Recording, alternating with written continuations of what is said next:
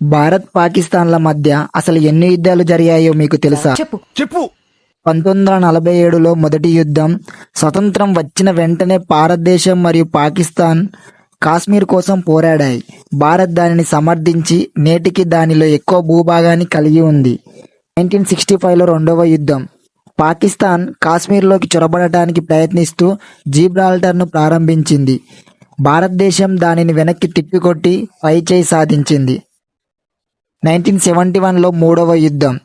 భారతదేశం కేవలం 13 రోజుల్లోనే పాకిస్తాన్ను ఓడించి కొత్త దేశాన్ని సృష్టించడంలో సహాయపడింది. అదే మన ఈశాన్య రాష్ట్రాల కింద ఉన్న బంగ్లాదేశ్. 1999లో కార్గిల్ యుద్ధం. ఉగ్రవాదుల వేషంలో ఉన్న పాకిస్తాన్ దళాలు నియంత్రణ రేఖను దాటడంతో భారత సైన్యం హిమాలయాలలో 20,000 అడుగుల ఎత్తులో పోరాడి విజయం సాధించింది. 2025లో ఆపరేషన్ సింధూర్ పేరుతో భారత ఆర్మీ పాకిస్తాన్ ఉగ్రవాదుల స్థావరాలను మట్టిలో కలిపి పాకిస్తాన్కి పట్టపగలే చుక్కలు చూపించింది.